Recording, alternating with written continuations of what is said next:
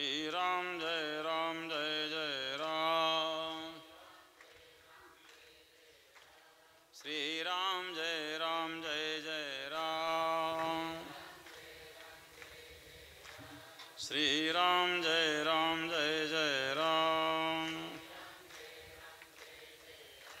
श्रीराम जय जय राम। श्रीराम जय जय राम। श्रीराम जय जय राम। श्रीराम जय जय राम। श्रीराम जय जय राम। श्रीराम जय जय राम। श्रीराम जय जय राम। श्रीराम जय जय राम। पुंडली वरदर विठ्ठल श्री ज्ञानदेव तुकाराम पंढरीनाथ भगवान की जय। सद्गुरु गंगागिरी महाराज की जय। सद्गुरु नारायण गिरी महाराज की जय। महिला मंडळाला विनंती आहे ते एका ठिकाणी जमा करा, फक्त प्रवचन संपल्यानंतर करा. बस आपण जागेवर. क्षीर सिंधू परिसरी शक्तीच्या कर्णकुहरी नेणो कै त्रिपुरारी सांगितले जे.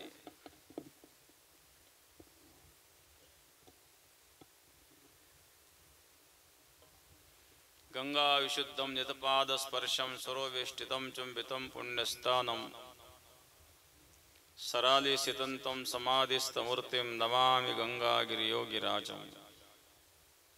शुचिः शीलः समुदक्षः सप्रतापि जितेन्द्रियं तम नारायणगिरिं वंदे सच्चिदानंद विग्रहम्. योगराज सद्गुरु गंगागिरी महाराजांच्या कृपेने, सद्गुरु श्री नारायणगिरी महाराजांच्या आशीर्वादाने, योगराज सद्गुरु गंगागिरी महाराजांपासून चालत आलेली आपली परंपरा, आज दुर्गाष्टमी आहेत. नवरात्र उत्सवामध्ये असणारी आज अष्टमी, दुर्गाष्टमीच्या निमित्ताने प्रत्येक वर्षी होम हवन होत असतं. होम हवन शिवमहिम्न स्तोत्राद्वारे आणि हवनाच्या नंतर प्रवचन, शिवपंचाक्षरी मंत्र आणि त्यानंतर भोजन प्रसाद. योगराज सद्गुरु गंगागिरी महाराजांपासून आपली परंपरा चालू आहे. तशी परंपरा अनादी काळापासून आहे. मौली ज्ञानोबा सुद्धा सांगतात, ना आदि गुरु शंकरा लागोनी शिष्य परंपरा, बोधाचा हा संसारा झाला जो आमुते. ना आदि गुरु शंकरा लागोनी शिष्य परंपरा, आदि गुरु शंकरापासून. कारण सर्वांचे गुरु शिव आहेत.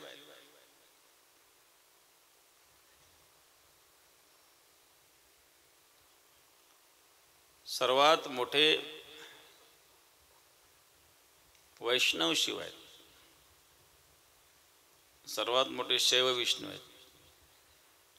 मग शिव आणि विष्णू यांच्यामध्ये संतांनी भेद मांडला नाही, शास्त्राने भेद मांडला नाही, भेद नाही. आणि शिव आणि शक्तीमध्ये भेद नाही. शक्ती माता पार्वती, जसं शक्ती आपल्यापासून भिन्न राहू शकत नाही, तसं शिव आणि शक्ती भिन्न नाही आहेत. क्षीर सिंधू परिसरी शक्तीच्या कर्णकोहरी, क्षीरसागराच्या तीराला शक्तीच्या म्हणजे माता पार्वतीच्या कानामध्ये नेणो कै त्रिपुरारी सांगितले जे. काय सांगितलं? नेणो. नेणो म्हणजे मी नाही जाणीत म्हणले. म्हणजे या ठिकाणी काय सांगितलं ते गुप्त ठेवलंय. परंतु सागराच्या तीराला शक्तीच्या कर्णकुहरामध्ये, शक्तीच्या कानामध्ये, पार्वतीच्या कानामध्ये जो उपदेश केला ते क्षीरकल्लोळा आतू मकरोदरी गुप्तू होता तयाचा हातू पैठे झाले.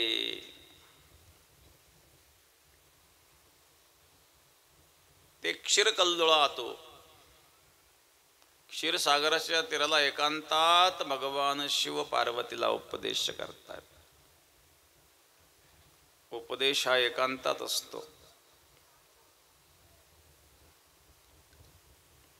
इथं एवढे लोक बसले, ठाकूर एकांतात आहेत. आपण कल्पना करूया आपण एकटेच आहेत, झाला एकांत. जन्माला एकटं झालंय, मरताना एकटाच जाणार आहेत. मग कुठं काही लोक आहेत? हे फक्त तेवढ्या पुढे दिसत आहे. ते गंगेमध्ये वाळू गोळा होते. एक खळा कोणत्या डोंगरावरचा, एक खळा कोणत्या डोंगरावरचा, कुठून कुठून आले द्वारे.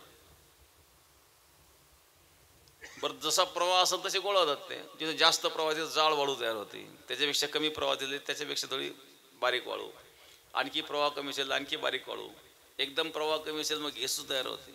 सगळे एका जागेवर येतात. तसे एका एका विचारात लोक बरोबर एकत्रित येतात. आता त्याच्यातले वाळू नेली, कोणी कोणी बंगला बांधायला नेली, कोणी मंदिर बांधायला नेली. आता पुन्हा गाठी होणार आहे त्याच्या, लाखो वर्ष तरी गाठ होईल का? मग काही काळापुरते ते एकत्रित होत्या. तसं काही काळापुरते आपण एकत्रित आहोत. मागच्या जन्मात कोण कुठं होतं कोणाला माहिती, कोण कोणत्या जन्मात होतं हे माहिती नाही. एक किराणा दुकानदार होता. एक बकरू यायचं आणि ते दुकानात घुसायचं. शेंगदाण्यात तोंड घाल, दाढीत तोंड घाल, तो काठीने मारायचा. पडून जायचं परत यायचं. तिथून एक साधू जायचे. ते साधू हसायचे. तरी एकदा दोनदा तीनदा पाहिलं, चौथ्यांदा म्हटलं, महाराज तुम्ही काय हसता म्हणे. ते बकरू येतंय, कुठेही तोंड घालता येतं, काठीने मार, तुम्ही हसतायत. असं हसण्यासारखं काय बरं याच्यामध्ये? तुमच्यासारख्या साधूचं शोभतं काय असं कोणाला हसणं? आता कोणी असेल ना, दुकानामध्ये जर बकरू आलं कुठे तोंड घालायला लागलं, त्याला मारणारच ना काठी ना. यात हसण्यासारखं काय? साधू आणखी हसायला लागले. अहो तुम्हाला वेळ लागलं काय हो? त्या साधूने सांगितलं, हे जे बकरू तुझ्या दुकानात घुसतंय ना, हे मागच्या जन्मात तुझा बाप आहे म्हणतो. आणि दुकान त्यांनीच सुरू केले. त्याला आपलं दुकान ते घुसतो, तो हाकल दोन काठी. तुला मागच्या जन्मातलं माहित नाही, पण मला माहिती आहे म्हणून मी सांगतोय. तो मागच्या जन्मात तुझा बाप होता, आता बकरा झाला. अहंकारी माणसं बकऱ्या जन्मात जातात. बकरा जीवन भर म्या म्या करता है, इसलिए बकरे की मुंडी पे छुरी चलती है. मेरा मेरा कर कर क्या फल पाया, हरि के भजन बिना झूठ गमाया. म्हणून मी करणारे बकऱ्याच्या जन्मात जातात. मी करू नये, अहंकार करू नये. बकरा अहंकाराचं प्रतीक आहे. बकरा काम क्रोधाचं प्रतीक आहे. काम क्रोध बकरा मारा, पूजा रुक्माईच्या वरा. काही लोक देवी पुढे बकरा मारतात. सांगितलं, अरे बाबा देवी पुढे हत्या करू नये. आणि तुमचे तुकाराम महाराज सांगतात बकरा मारा. हे शब्द कोणाचे आहेत? तुकाराम महाराजचे आहे ना. बाकी सोडून दे, तेवढा शब्द घ्यायचा, बकरा मारा असं कोण बोलतंय? तुकाराम महाराज. पण काम क्रोध बकरा मारा, काम क्रोध रूपी बकरा. इथं बकऱ्याचं रूपक केलेलं आहे. हा रूपकात्मक विषय आहे. काम क्रोध रूपी बकरा. बकरा कामी असतो, बकरा क्रोधी असतो, बकरा अहंकारी असतो. माता जगदंबा भवानीने प्रगट होऊन कोणाला मारलं? अनादि निर्गुण प्रगटली भवानी, मोह महिषासुर मर्दना लागोनी. ट्रबल कमी करून बेस वाढवतो. अनादि निर्गुण प्रगटली भवानी मोह महिषासुर मर्दना लागोनी त्रिविध तापाची करवया झाडणी भक्ता लागी तू पावसी निर्वाणी. मोह महिषासुर मर्दना लागोनी मोह रूपे महिषासुराचं मर्दन करण्याकरता मुलीचं एक नाव आहे महिषासुर मर्दिनी. काही लोक महिषासुर म्हणजे बकरा कापतात, काही लोक माणसे कापतात ना, नरबळी. ही बळी देण्याची पद्धत कुठून आली? कौल मतामध्ये वेगवेगळ्या बळींचं वर्णन येतं. पण बळी याचा अर्थ तिथं पशुच कापले पाहिजे असं नाही आहे. काही ठिकाणी कवळं कापतात ना, कवळं फळ आहे ते अर्पण करायचं आहे प्रतीक म्हणून. यज्ञामध्ये बळी देण्याची पद्धत आहे. आता देवीची उपासना करतो,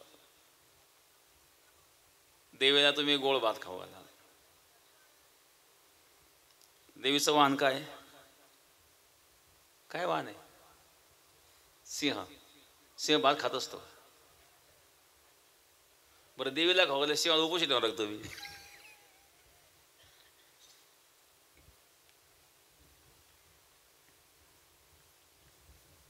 बळी देतात. बळीचा उद्देश जीवाची हत्या असा नाही आहे. वेदामध्ये जरी त्याचा उल्लेख असला तरी तो हिंसा सीमित करण्याकरता आहे. जसं हिंसा केल्याशिवाय राहवतच नाही, तर अशा अशा कारणाने अशा ठिकाणी एखाद्या जीवाचा बळी आपण देऊ शकतो. तोही कशा करता? जिभेच्या स्वादाकरता नाही. एकतर त्या जीवाचं पूजन करून त्या जीवाच्या कल्याणार्थ संकल्प करावा लागत असतो बरं का. ज्या जीवाचा बळी देतात ना, त्या जीवाचं कल्याण व्हावं, त्या जीवाला मुक्ती मिळावी म्हणून त्या जीवाच्या नावाने त्या ठिकाणी संकल्प केला जातो आणि त्याद्वारे त्या जीवाचंही कल्याण होतं. कारण त्यांनी आपलं सर्वस्व परमात्म्याला समर्पित केलं. त्या योनीतून तर त्याची मुक्ती होते, पण त्याला मुक्ती प्राप्त होण्याकरता संकल्प केला जातो. तो त्या ठिकाणी जीवाची हत्या करण्याचा उद्देश नसतो. स्वार्थाकरता जीवाची हत्या करणे हे पाप आहे.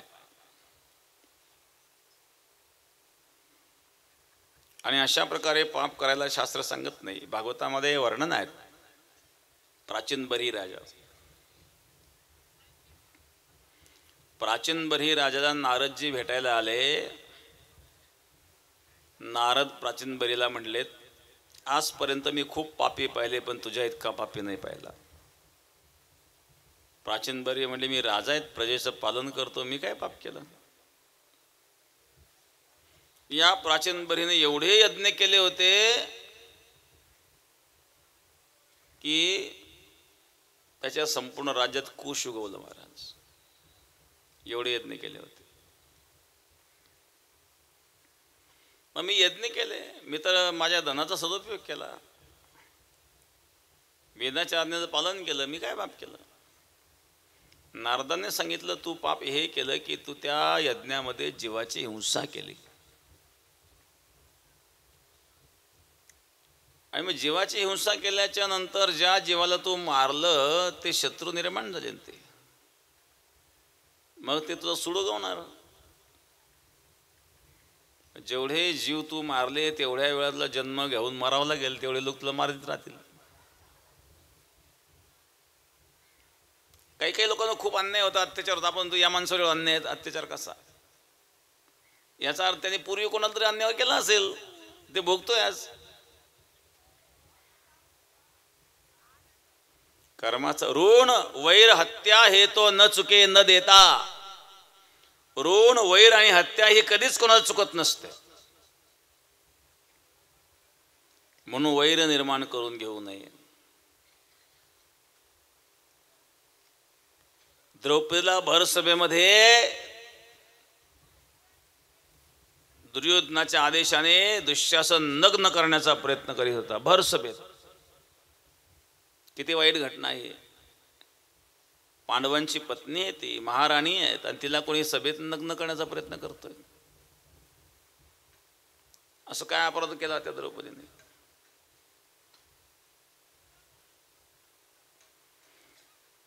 पांडवांच्या राजसी यज्ञामध्ये जेव्हा दुर्योधन पाण्यात पडला, दुर्योधन पाण्यात पडला आणि त्यावेळेला द्रौपदी हसली.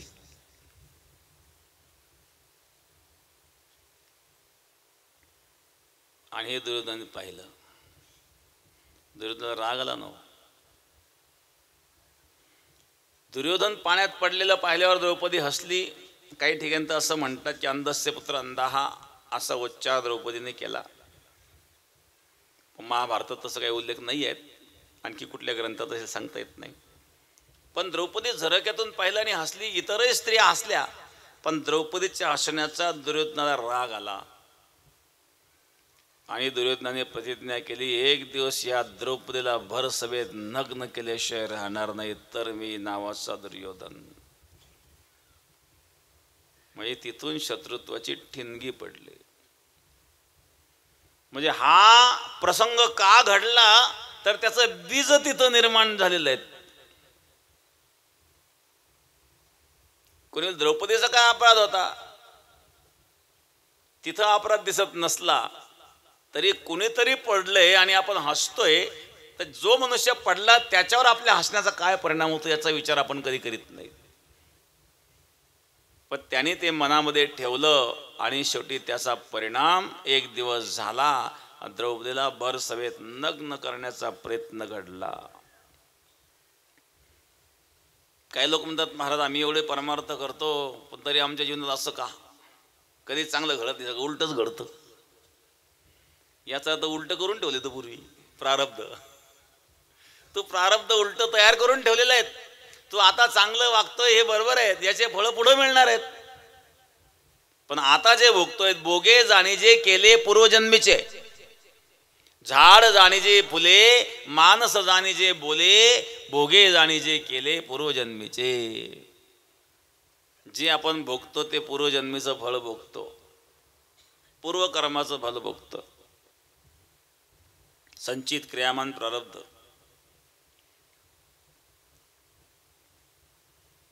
संचित म्हणजे क्रियामान म्हणजे काय? जे आपण कर्म करतो ते क्रियामान झालं.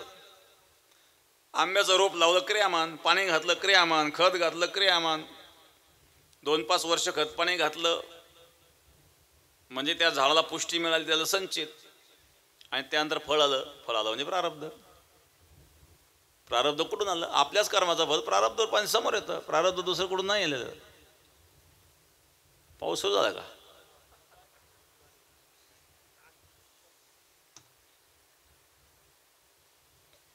बसा बस, काय आहे मध्ये येऊन बसा. काही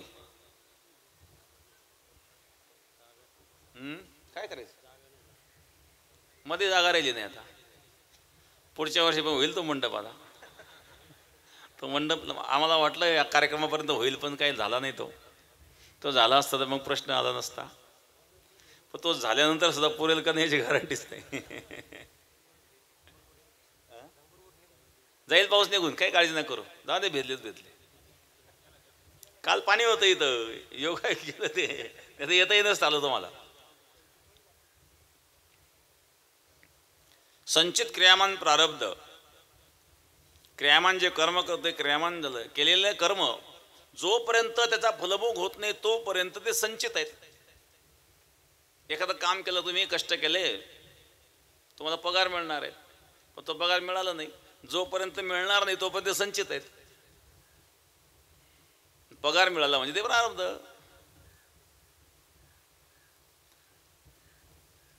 मग काही तीव्र फल देणारे असतात, काही तीव्रतर फल देणारे असतात, काही मंद फल देणारे असतात. तीव्रतर म्हणजे तत्काळ फळ. इलेक्ट्रिक तरीला हात लावा, तत्काळ फळ. ते वीज म्हणणार नाही महाराज म्हणून याला सोडून द्या. विंचूच्या नांगीला हात लावा, तत्काळ फळ. विंचू म्हणणार नाही महाराज म्हणून गुदगुल्या करा, काही तीव्रतल फल आहेत. तीव्रतल म्हणजे तत्काळ, काही तीव्र फल, काही लवकर फळ मिळतात. काही कर्माचे मंद फळ असतात, काही कर्माचे तर अनेक जन्मानंतर फळ मिळतं. पण फळे मिळणार आहेत ते चुकत नाही. जोपर्यंत फळ मिळत नाही तोपर्यंत ते संचित आहेत.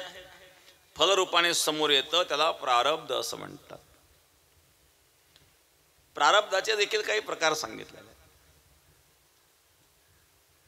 स्वेच्छा प्रारब्ध, परेच्छा प्रारब्ध आणि अनिच्छा प्रारब्ध, 3 प्रकारचे प्रारब्ध सांगितले. स्वेच्छा प्रारब्ध म्हणजे काय? स्वइच्छेप्रमाणे घडणं. काही गोष्टी बघा, काहींच्या मनामध्ये आलं की आपोआप घडतं. ते मनामध्ये आलं म्हणजे घडतं. हे स्वेच्छा प्रारब्ध आहे, इच्छेप्रमाणे घडणे. अनिच्छा प्रारब्ध नेमकं इच्छेच्या विरोधात घडतं. त्याने जे काही ठरवलं का ते उलटच घडतं. पण घडतं ते, आणि ठरल्याच्या विरुद्धच घडतं. मग इच्छा नसताना घडतं, हे अनिच्छा प्रारब्ध आहे.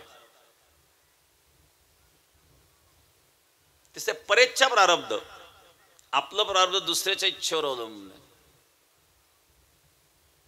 एखादा मनुष्य नोकरीला आहे, त्या मालकाच्या हातात आहे, याला ठेवायचं का नाही ठेवायचं, म्हणजे आपलं प्रारब्ध त्याच्या हातात आहे.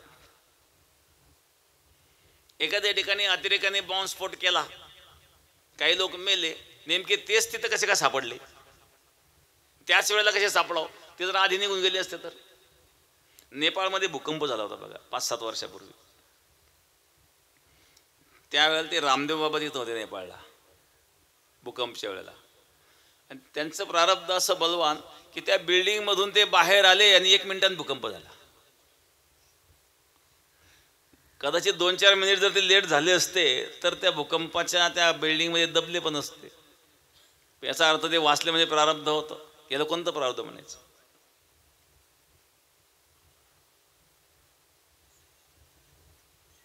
मग स्वेच्छा प्रारब्ध, अनिच्छा प्रारब्ध आणि परेच्छा प्रारब्ध. काही अनिच्छा इच्छा नसताना काही घडतं त्याला अनिच्छा प्रारब्ध म्हणतात, आणि दुसऱ्याच्या हातात आपलं प्रारब्ध आहे त्याला परेच्छा प्रारब्ध म्हणतात. प्रारब्ध हे कर्माचं फळ आहे. जे कर्म केलं ते प्रारब्ध रूपाने समोर येणार आहेत. म्हणून आपल्या समोर दुःख आलं, दुःखाचं दुःख मानायचं नसतं. दुःखामध्ये पापाचा क्षय होतो, कारण पापाचं फल दुःख आहे. ज्या अर्थी आपल्याला दुःख आलं त्या अर्थी आपल्याकडून पूर्वी पाप कर्म घडलेलं आहे, आणि ते आता बघून संपवायचं आहे. कारण दुःख भोगल्याने पापाचा क्षय होतो आणि सुख भोगल्याने पुण्याचा क्षय होतो. सुख आलं ना, हे पुण्याचं फल आहेत, मग तुम्ही भोगणार आहेत, मग संपणार आहेत. तुमच्या खिशात पैसे आहेत, त्या पैशाचा तुम्ही उपभोग घेतला तर खिशातले संपणार आहेत ना. एखाद्या 5 स्टार हॉटेलमध्ये बुकिंग केली 8 दिवसाची, खूप पैसे उडवले, 8 दिवस संपले, बुकिंग संपली, निघा आता निघा. आणि जे होते खिशात ते संपवले, कारण उपभोगले ना ते. तसं पुण्यकर्म उपभोगलं आणि ते संपलं. म्हणजे सुखामध्ये पुण्याचा क्षय होतो आणि दुःखात पापाचा क्षय होतो. दुःख भोगल्याने पापाचा क्षय होत असतो. म्हणून दुःख भोगणं हे वाईट नाही, वाईट मानू नये. आणि आत्मा सुख दुःखाच्याही पलीकडे असतो. आणि मग कोणत्याही जीवाची जर आपण हत्या केली तर भविष्यामध्ये तो सुद्धा आपली हत्या करेल. प्राचीन बर्ही राजाला नारदांनी समजावून सांगितलं आणि त्याला दिव्य दृष्टी दिली आणि सांगितलं, बघा आकाशाकडं जेवढे जेवढे प्राण्यांना तू मारलेलं होतं ते सर्व सुडाच्या बुद्धीने त्याकडं पाहत होते. सांगितलं हत्या करणं हे पाप आहे. मग शास्त्रात काही ठिकाणी जे वर्णन आलं ते शास्त्र आज्ञा म्हणून केलं, ते स्वतःकडे त्याचा दोष आलेला नाही आहे. परंतु स्वार्थापोटी जर आपण करीत असलो, स्वर्ग प्राप्ती करता यज्ञ करतोय तो स्वार्थ करतायत, काही फलप्राप्ती करता यज्ञ करतोय तो स्वार्थ करतायत. स्वार्था करता जर तुम्ही जीवाची हत्या कराल तर निश्चित त्याचा दोष असतो. ऋण वैर हत्या हे तो न चुकी न देता, म्हणून जीवाची हत्या करू नये. यज्ञ कशा करता करायचं? यज, यज धातूपासून यज्ञ शब्द निर्माण होतो. यज म्हणजे यजन करणे, पूजा करणे, उपासना करणे. मग उपासना म्हणजे ज्या देवतेच्या नावाने आपण उपासना करतो, आपण केलेलं अर्पण त्या देवतेपर्यंत पोचण्याकरता अग्नीमध्ये आपण आहुती देतो. अग्नी आहेत भगवंताचं मुख, मुखात अग्नी रजायत, मुखात अग्नी रजायत. अग्नी भगवंताचं मुख आहेत, मग अग्नीमध्ये आहुती दिली म्हणजे त्या ईश्वराला ती प्राप्त होते. आणि मंत्रोच्चारपूर्वक मंत्र उच्चार केल्यामुळं ज्यांच्या नावाने तो मंत्रोच्चार केला त्या अग्नीच्या द्वारे त्याला ते सूक्ष्म रूप धारण करतं. आणि शब्द आकाशाचं गुण आहेत, आकाश सूक्ष्म आहेत आणि म्हणून सूक्ष्म असणाऱ्या आकाश तत्वाद्वारे त्या परमेश्वरापर्यंत ते पोचतं. मंदिरामध्ये आपण जातो बघा, मंदिराला कळस असतो. कशा करता असतो कळस? काही लोक विचारायला येतात आमच्याकडं, मला हनुमानजीचं मंदिर बांधायचं, कळस करायचं का? पूर्वी कळस नसायचे मंदिराला. कळस नसण्याचं कारण होतं की पूर्वी मुघल राज्य होतं आणि मंदिर पाहिलं की ते पाडायचे. लोक दाब्याचं घरासारखं करायचं की लांबून ते घर दिसायचं, ते सुरक्षा म्हणून लोक करीत होते. मंदिर म्हटल्यानंतर कळस असावा. मंदिर कुठले असू द्या, बिगर कळसाचं मंदिर नसावं. त्यात देवता कुठली असू द्या. कलशाचा उद्देश काय आहे बघा. कळस कसा असतो, निमुळता निमुळता हो त्याचं टोक तयार होत असतं पुढे. मग त्या मंदिरामध्ये जे काही पूजा करतो, जे काही उपासना करतो, त्यातून जी ऊर्जा निर्माण होत असते ती ऊर्जा सूक्ष्म सूक्ष्म सूक्ष्म होऊन होऊन त्या निराकार ब्रह्मामध्ये स्थित होत असते. आणि म्हणून त्याकरता कळसाची आवश्यकता असते. ती ऊर्जा सूक्ष्म बनण्याकरता. आणि म्हणून मंदिराला कळस आवश्यक असतो. तो कुठल्याही देवतेचा असो, मंदिर कुठल्याही देवतेचं असू द्या, कारण एक निराकार ब्रह्माचे सर्व स्वरूप आहेत. हे जगत सुद्धा त्याचंच रूप आहे. विश्वी विश्वाकार होण्या ठेला, विश्वाकार तोच झालेला आहे. आणि म्हणून त्या तेरा तुझको अर्पण क्या लागे मेरा, तुझंच तुला अर्पण करायचं. त्याला अर्पण करण्याची ती एक प्रक्रिया आहे. कलशाद्वारे आपल्या मनाची भावना त्या निराकार ब्रह्मापर्यंत पोचवण्याची ती प्रक्रिया आहे. तसं यज्ञाद्वारे ज्या देवतेची आपण उपासना करतो त्या देवतेपर्यंत आणि आपली भावना पोचवण्याचं कार्य होत असतं. म्हणून अशा प्रकारे यज्ञ करतात. आता नवरात्र चालू आहेत, आज अष्टमी आहेत.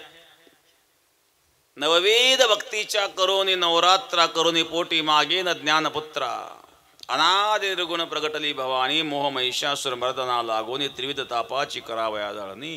त्रिविध तापाची झाडणी करण्याकरता, त्रिविध ताप, आध्यात्मिक ताप, आदि भौतिक ताप, आदि दैविक ताप, या त्रिविध तापाची झाडणी करण्याकरिता मोह महिषासुराचं मर्दन करण्याकरता प्रगट झाली. नवविध भक्तीच्या नवरात्र करून तिला संतुष्ट करायचं. करोनी पोटी मागेन ज्ञानपुत्रा. नवविध भक्तीच्या नंतर आहे दसरा, दशहरा, 10 प्रकारचे पापाचं हरण किंवा दशहरा, दशानन, 10 मुखाचा असणारा रावण त्याचं हरण केलं, त्याच्या प्राणाचं हरण केलं म्हणून दशहरा. दशहरा शब्दाचा अर्थ काय? 10 प्रकारच्या पापाचं हरण करतो दशहरा. किंवा दशहरा, दश इंद्रिय, पंच ज्ञानेंद्रिय, पंच कर्मेंद्रिय, दश इंद्रियांचा नरदेव हाच दसरा आहे.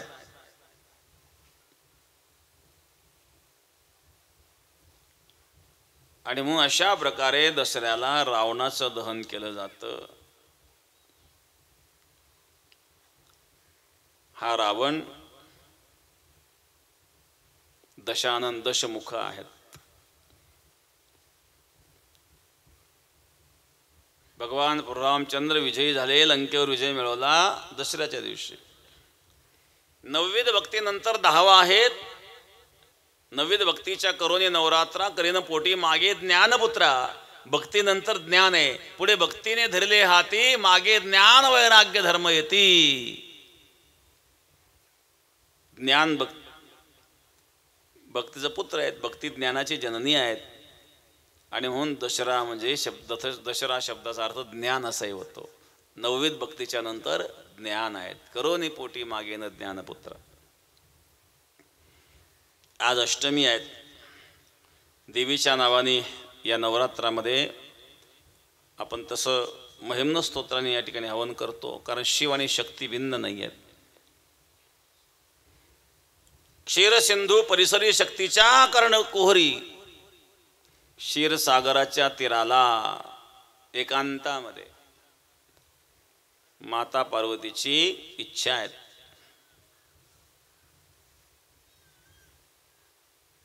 एकांतात काही ऐकण्याची तत्वज्ञान. अनाधिकाऱ्याला सांगू नये ते. ज्ञान जर अनाधिकाऱ्याला सांगितलं तर अनाधिकारी त्याचा दुरुपयोग करतो, आणि त्याचा दुरुपयोग जर केला तर त्याचा दोष गुरुला देखील लागतो महाराज. म्हणून कृपण मनुष्य ज्याप्रमाणे धन सांभाळतो, धनाचा संचय करतो, त्याप्रमाणे ज्ञानाने ज्ञानाचा संचय करावा. कृपणाप्रमाणे बलत्याला देऊ नये. आणि अधिकारी शिष्य मिळाला तर औदार्याद्वारे औदार्यपूर्वक त्याला दान करा, ज्ञान दान करावं. जोपर्यंत अधिकारी शिष्य मिळत नाही तोपर्यंत ते कृपणासारखं सांभाळावं. आणि म्हणून भगवान शिव माता पार्वतीला एकांतात उपदेश करतात. क्षीरसागराच्या तीराला. सप्तसागर सांगितले, सप्तसागरामध्ये क्षीरसागर आहे. मंथन केलं ते क्षीरसागराचं मंथन केलं होतं. हा भूमीवर जो सागर आहे हा लवण सागर आहे, मिठाचा सागर आहे. हा क्षीरसागर नाही. या सागराचं मंथन नव्हतं केलं. भगवान विष्णू क्षीरसागरामध्ये असतात. एकांत शेषावर शयन कर. त्या क्षीरसागराच्या तीराला एकांत म्हणून भगवान शिव माता पार्वतीच्या कानात उपदेश करतात. शक्तीच्या कर्णकोरी. भगवान शिवाची असणारी ही परंपरा. ना आदिगुरु शंकरा लागोनी शिष्य परंपरा. मग तीही ते शांभव अद्वयानंद वैभव संपादिले सप्रभ गयनी नाथा. ही शांभवी विद्या आहेत. मच्छिंद्रांनी गोरक्षाला उपदेश केला. मग समाधी अव्यथया भोगावी वासनायया ते मुद्रा गोरक्षराया दिधली मिनी. मच्छिंद्राने गोरक्षाला ती मुद्रा दिली आणि गोरक्षाने मग ती ते शांभव अद्वयानंद वैभव संपादिले सप्रभ श्री गहिनीनाथा. ती गहिनीनाथांना दिली. तेने कळी कळीतो भूता आला देखोने निवृत्ता. ते आज्ञा श्री निवृत्तनाथा दिधली ऐसी. आणि ती आज्ञा निवृत्तनाथांना दिली. आणि ज्ञानेश्वर महाराज म्हणतात तीच परंपरा ना आदि गुरु शंकरा लागोन शिष्य परंपरा. बोधाचा हा संसारा झाला त्यामुते. अशा प्रकारे हे परंपरागत असणारं जे ज्ञान आहे, त्याचा बोध आहे, त्या बोधाचा लाभ आम्हाला झाला. पण संसारा म्हणजे काही लोक लाभ अर्थ करतात, पण संसाराचा अर्थ संचार. बोध प्रगट झाला. माझ्या सद्गुरूंच्या उपदेशाने. मग उपदेश शब्दाद्वारे केले जातात, स्पर्शाद्वारे केले जातात, दृष्टीद्वारे केले जातात. कौलमतामध्ये, कुलार्णव तंत्र ग्रंथामध्ये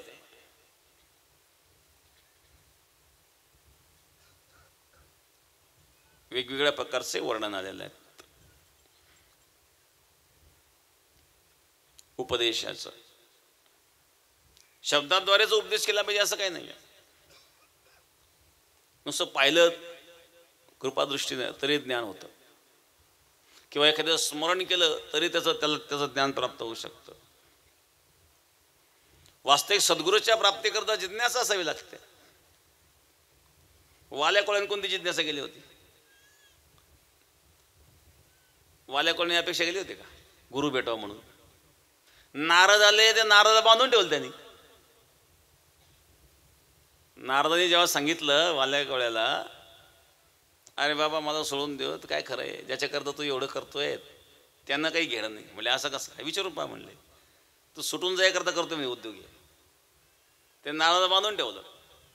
घरी गेला बायकोला पोराला विचारायला. मग बायका पोराला विचार केला, नारदाला बांधून ठेवलं. गुरुला बांधून ठेवतोय तू. त्याने कुठं जिज्ञासा होती त्याला निर्माण झाली कधी? वाल्या कोणाला जिज्ञासा होती का? मग त्याला कसं का उपदेश केला नारदांनी? जिज्ञासाशिवाय जर गुरु भेटत नाही. गुरु प्राप्ती करता जिज्ञासा पाहिजे. कुठली जिज्ञासा नव्हती त्याला. लोकांना मारणं एवढं त्याला माहिती होतं. हत्या करायची, त्याच्यावर पोट भरायचं. नारदा करता तेच केलं त्यांनी. पण नारदाने वाल्याला उपदेश केला याचा अर्थ वाल्यामध्ये तो सुद्धा काहीतरी अधिकार होता. योग्यता एखाद्या व्यक्तीमध्ये जेव्हा निर्माण होत असते त्यावेळेला त्याची इच्छा असो किंवा नसो, निश्चित अनुकूल प्रसंग निर्माण झाल्याच्या नंतर सद्गुरूची प्राप्ती त्याला होते. ज्या अर्थी आज त्याच्यामध्ये जिज्ञासा दिसत नसली तरी पूर्वजन्मी त्यांनी निश्चित साधना केलेली आहेत, नाही असं म्हणता येत नाही. जसं तुकाराम महाराज सांगता, सत्यगुरु राये कृपामध्ये केली परी नाही घडली सेवा. काही सद्गुरूंनी माझ्यावर कृपा केली पण सेवा घडली नाही, खंत व्यक्त केली. पण एके ठिकाणी सांगतं, तुका म्हणे मज न घडता सेवा पूर्व पुण्य ठेवा ओढवला. जरी मला माझ्या सद्गुरूंची सेवा घडली नाही तरी पूर्व पुण्य ठेवा ओढवला. याचा अर्थ त्यांनी सद्गुरूंची सेवा मागच्या जन्मात केलेली होती. आज जरी गुरुची सेवा त्यांना लाभली नाही, खंत व्यक्त केली, पुण्य फळले बहुत दिसा भाग्य उदयाचा ठसा. झालो सन्मुख तो कैचा संत चरण पावले. हे अनंत जन्माचं फळ आहे. आजी पिटले माझे कोळे बहुत जन्माचे साखळे. जन्मोजन्मीचे साखळ होतं, आजच्या थोडे होतं हे. म्हणजे अनंत जन्माची साधना आहे. बोनाम जन्मनाम अंते ज्ञानवान्माम प्रबद्धते. भगवान सांगतात, अनंत जन्माच्या साधनेने कोणी माझा भक्त मला येऊन प्राप्त होत असतो. म्हणजे जिज्ञासा आहे. अशा प्रकारची जिज्ञासा जेव्हा निर्माण होते त्या जिज्ञासेची ऊर्जा निर्माण होत असते. ती ऊर्जा, ती शक्ती ती महापुरुषापर्यंत पोचते आणि अशा वेळेला त्यांची कृपा होत असते. निवृत्तनाथांची माझ्यावर कृपा झाली. ज्ञानेश्वर महाराज सांगतात, पण आदी गुरु शंकरापासून चालत आलेली ही शिष्य परंपरा आहेत. भगवान शिवाने माता पार्वतीला जो उपदेश केला एकांतामध्ये, माता पार्वतीला झोप लागायला लागली. ज्ञान पचत नाही महाराज, मग ज्ञान पचणं फार अवघड आहे. झोप लागायला लागली. ते ऐकण्याकरता भगवान विष्णू मत्स्याच्या उदरामध्ये प्रविष्ट झालेले होते. पार्वतीला झोप लागली. भगवान शिव डोळे बंद करून उपदेश करतायत. पार्वती होकार देता देता पार्वतीचा होकार थांबला. मग आता उपदेश तर बंद पडेल म्हणून त्या मास्याच्या उदरातून होकार सुरू झाला. त्या बालकाने होकार द्यायला सुरुवात केली. पूर्ण सगळं समजावून सांगितल्यानंतर भगवान शिवानी डोळे उघडले, पाहत पार्वती झोपलेली. मग होकार कोण देत होतं हे पाहिल्यानंतर भगवान शिवाचं लक्ष गेलं. एक मासा दिसला. क्षीरसागरात यांनी चोरून विद्या ऐकली म्हणले. विद्या चोरून ऐकू नये. चोरून ऐकण्याचं कारण काय? फल नाही मिळत. द्रोणाचार्यांनी वाल्या कोळ्याचा अंगठा का मागितला होता? हा वाल्या काय करायचा? द्रोणाचार्यांनी त्याला तर ठेवलं नाही, परंतु त्यांनी झोपडी बनवून द्रोणाचार्यांचा पुतळा जरी बनवून त्या पुतळ्यावर शिकला नव्हता तो. द्रोणाचार्य जे विद्यार्थ्यांना शिकवायचे ते तो लपून पाहायचा आणि इकडे प्रयोग करायचा. आणखी महत्वाची गोष्ट अशी होती, द्रोणाचार्यांनी एकलव्याला का शिकवलं नाही याची काही कारणं होती. द्रोणाचार्य हे जाणत होते हा जो एकलव्य होता हा हिरण्यधनू राजाचा हा दत्तक पुत्र होता. हिरण्यधनू भिल्ल राजा होता, त्याचा दत्तक पुत्र आहे हा भिल्ल नव्हता. एकलव्य हा कृष्णाचा चुलत भाऊ आहे.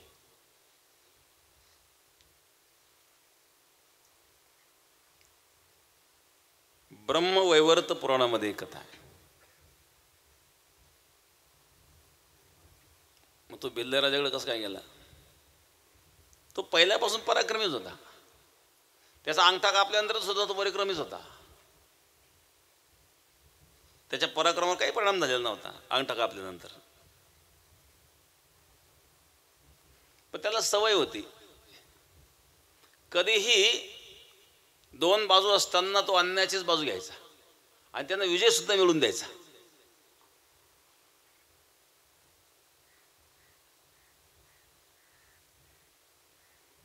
आणि त्याचा बाप जो होता हिरण्यधनू हा जरासंधाचा मित्र होता आणि विस्तारवादी विचाराचा होता. विनाकारण दुसऱ्यावर हल्ले करायचे नाही, ताबा घ्यायचा. अशा राजाचा हा मुलगा आहे आणि हा जर बल पराक्रमी झाला तर भविष्यामध्ये याचे अनर्थ होऊ शकतात.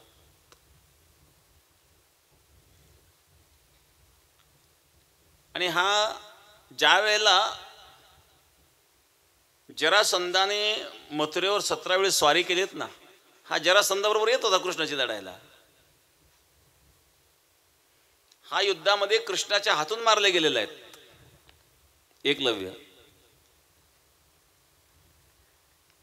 म्हणून एकलव्य हा भिल्ल समाजाचा नव्हता, तो क्षत्रियच होता.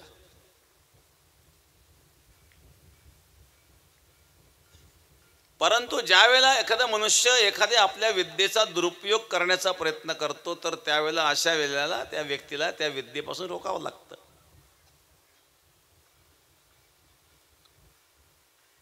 म्हणजे द्रोणाचार्यांना माहीत होतं.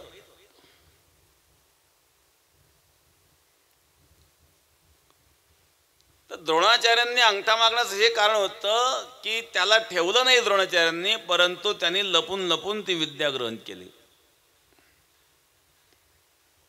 म्हणजे गुरुच्या प्रसन्नतेत ती विद्या ग्रहण झालेली नव्हती.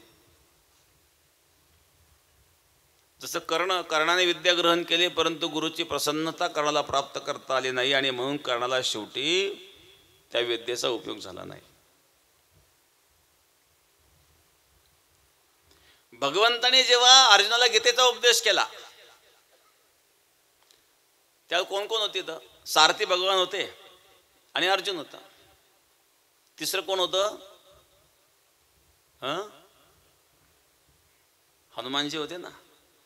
ध्वजस्तंभावरी वानरू जो मूर्तिमंत शंकरू. मग ती हनुमानजीने पण ऐकली ना हो. गीता हनुमानजीने ऐकली, सांगायला भगवान ऐकला अर्जुन, पण तिसरे हनुमानजी. पण हनुमानजीने ऐकली म्हणजे कुठून ऐकली? त्यांनी ध्वजावर बसून ऐकली. म्हणजे ऐकण्याची पद्धत आहे का? वक्ता खाली आणि श्रोता डोक्यावर. वक्त्याच्या डोक्यावर बसून जर कथा ऐकली त्याचं पुण्य मिळेल का? गीता ऐकली, गीता झाली, पण एक हनुमानजीकडे लक्ष गेलं भगवंत. रे हनुमानजीने ऐकले, आपलं लक्षच नाही.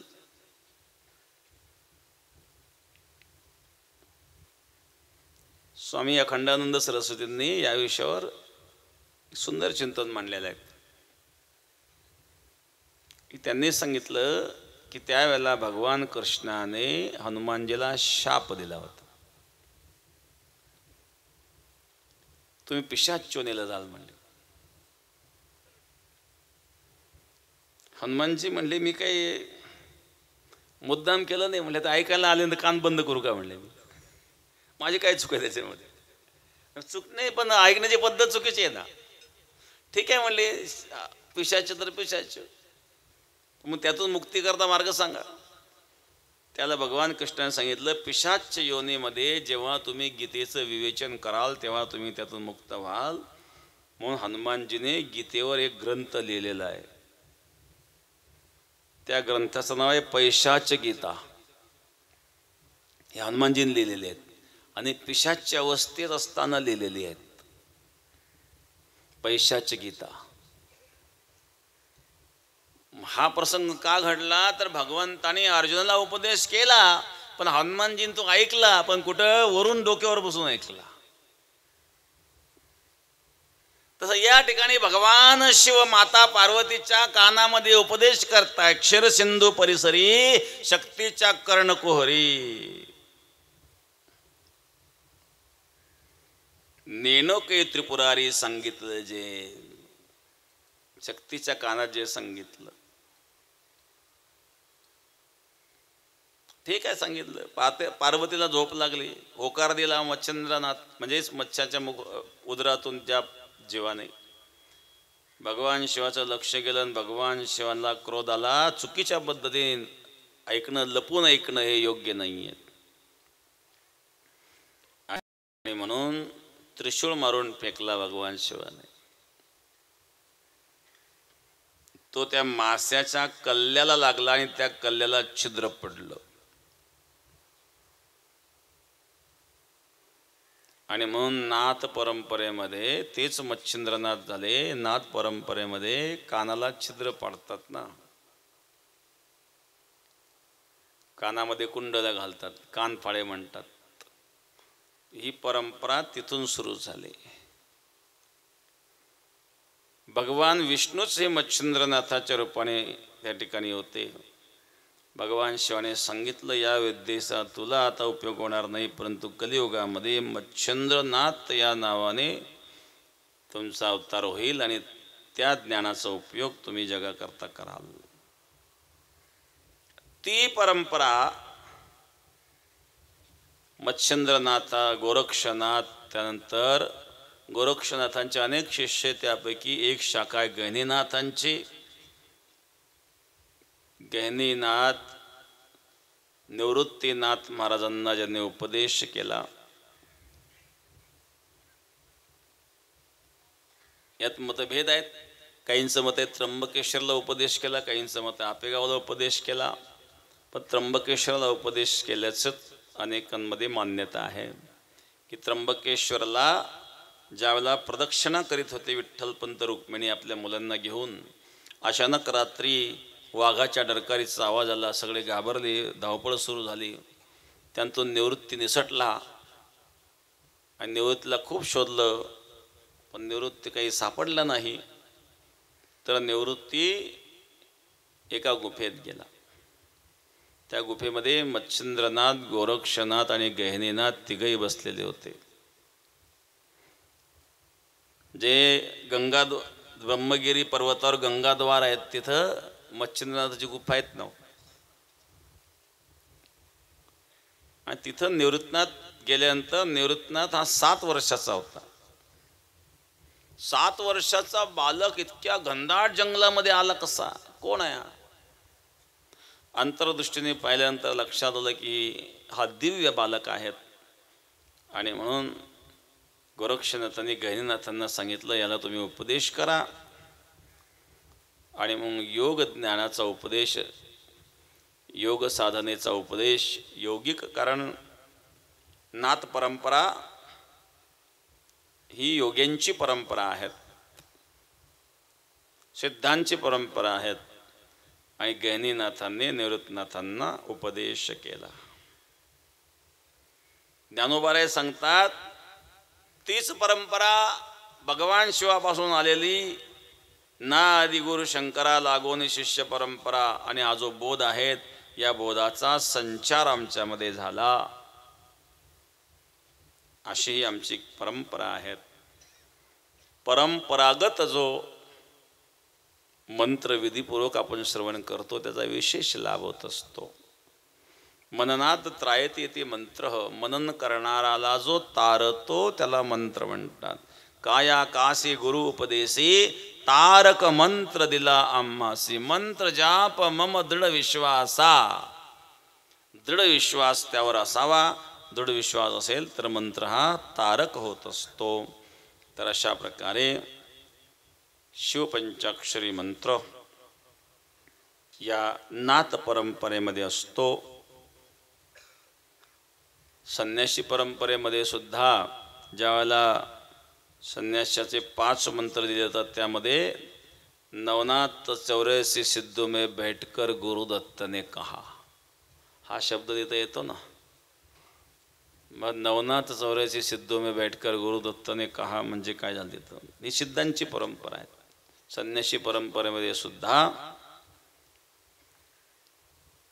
84 सिद्धांचा सिद्ध भेटी मेळा. 84 सिद्धांमध्ये 9 योगेश्वर 9 नाथ हे सिद्ध महापुरुष आहेत, सिद्ध महात्मे आहेत.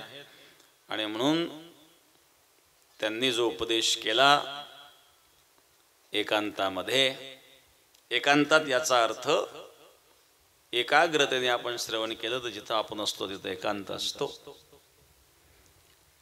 त्या मंत्राचं आपल्याला ध्यान करायचं आहे, जप करायचा आहे.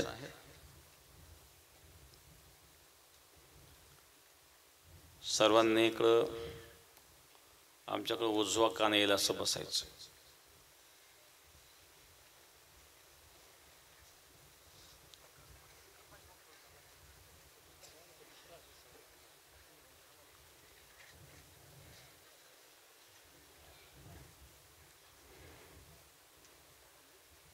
ओम नमः शिवाय.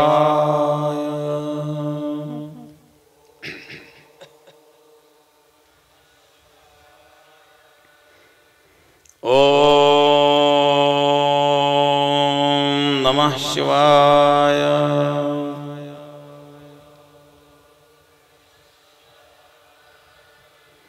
ओम नमः शिवाय.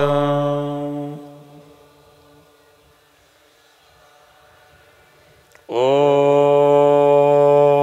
नमः शिवाय.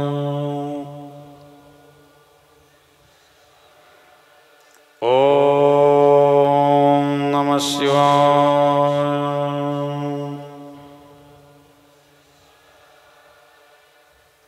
ओम नमः शिवाय.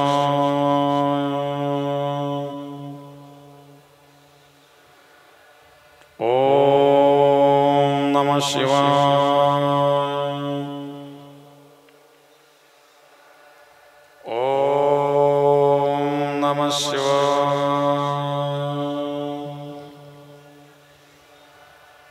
ओम नमः शिवाय.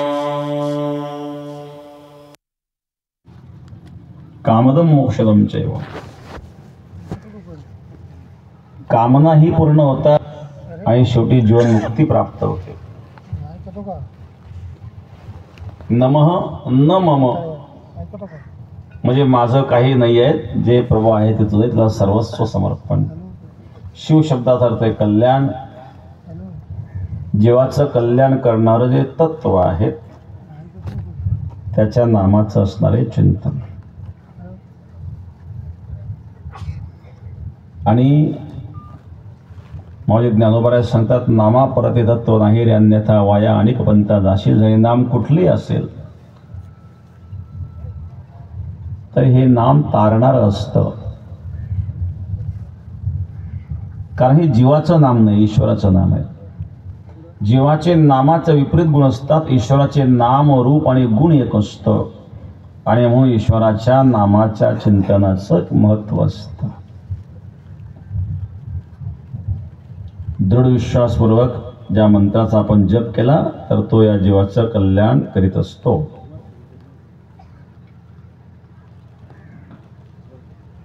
आणखी एक या ठिकाणी आज अष्टमी आहेत, परवा विजयादशमी आहे. विजयादशमीच्या या निमित्ताने संघाच्या वतीनं अनेक ठिकाणी शंख पूजनाचा मोठा उत्सव होणार आहे. अनेक ठिकाणी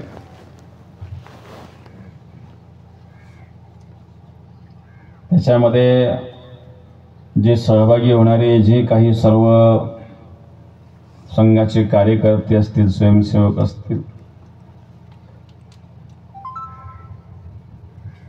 कारण मोठं कार्य संघाचं आहे. यावर्षी संघाचं राष्ट्रीय स्वयंसेवक संघाचं एक शताब्दी वर्ष आहे. 1925 मध्ये माननीय डॉक्टर हेरगाव यांनी या संघाची स्थापना केली. राष्ट्रीय स्वयंसेवक संघ हिंदू धर्मसेवेकरता, धर्माचं रक्षण करण्याकरिता एक संघटन छोट्या स्वरूपात त्यांनी निर्माण केलं आणि त्या संघटनेला 100 वर्ष झाले. अगदी जगामध्ये आज हे कार्य पोहोचलेलं आहे.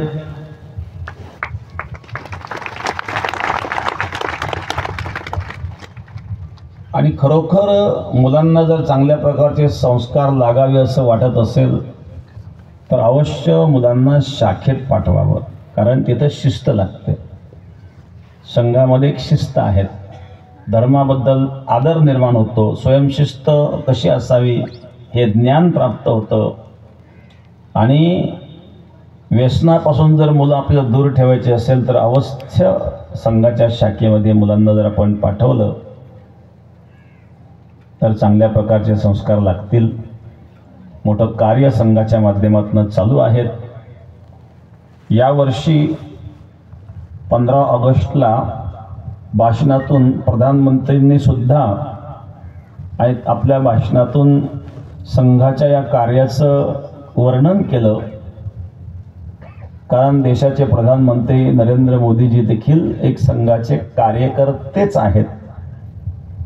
आणि म्हणून संघाच्या या विजयादशमीच्या या शंख पूजनाच्या उत्सवामध्ये आपण सर्वांनी सहभाग नोंदवावा. दुसरी महत्त्वाची गोष्ट, या 4-5 दिवसामध्ये अतिवृष्टी झालेली आहे. अतिवृष्टीमुळे खूप नुकसान अनेक शेतकऱ्यांचं झालं. गंगेच्या तीराला बऱ्याच जणांची पिकं, कारण पिकात पाणी गेलं, पिकांचं नुकसान झालं. काही जमिनी वाहिल्या, काहीच्या घरात पाणी गेलं. बेटाच्या भोवती सगळं पाणी होतं. काल पाणी कमी झालं, कदाचित पाणी जर राहिलं असतं तर आज तुम्हाला येता आलं नसतं. तरी गाळभराच आपण सकाळपासून केनी चालू होती, ट्रॅक्टर चालू होतं, गाळ आलेला होता खूप इथं.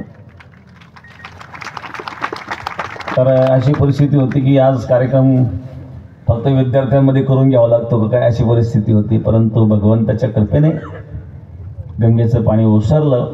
परंतु जे काही नुकसान होऊन गेलेलं आहे काही शेतकऱ्यांचं, शेतकऱ्यांना सरकारने मदत सहकार्य करावं आणि सरकार करील. कारण शेवटी शेतकऱ्याचं पीक म्हणजे वर्षभराचं एक पीक असतं. ते गेल्यानंतर पुढच्या पिकाचा प्रश्न असतो. हातातले पीक निघून गेलं म्हणजे त्याला खर्च व्हायचा होऊन गेलेला असतो. कर्ज काढून मनुष्य शेत अगदी नांगरटपासून मग पेरणी असेल, खत मटेरियल असेल, हे सगळं उभं करतो. आणि म्हणून काहींच्या जनावरांचं नुकसान झालेलं आहे, त्यांना सरकारी मदत व्हावी म्हणून जे शासकीय अधिकारी आहेत पंचनामे वगैरे करताना त्यांनी अशा प्रकारचा सर्व विचार करून ज्या ज्या शेतकऱ्यांचं नुकसान झालं आहे त्यांना मदत करावी, अशा प्रकारचं आव्हान मी या ठिकाणी करतो. आणि आज या दुर्गाष्टमीच्या निमित्ताने बहुसंख्य भक्तगण या ठिकाणी उपस्थित आहेत. सर्वांना मी या ठिकाणी धन्यवाद देईल. आपण आलात, अशाही परिस्थितीत या ठिकाणी आलात. या ठिकाणी आज जी पंगत आहेत, समस्त ग्रामस्थ खंडाळा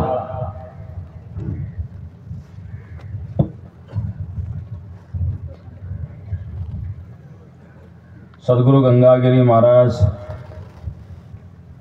भक्त मंडळ खंडाळा कुरणपूर, त्यानंतर आचारी सुरेश टेके, ट्रॅक्टर सेवा काशीनाथ पटेल गागरे वांजरगाव, अशोक पटेल त्रिभुवन वांजरगाव, सुरेश पटेल बळंगे रामपूर, विठ्ठल पटेल शिंदे वांजरगाव, लासुरे पटेल दोगलगाव आणि कॅन संदीप पटेल बारसे विरगाव आणि गंगागिरी महाराज सेवेकरी मंडळी या ठिकाणी सेवा करण्याकरता उपस्थित आहेत.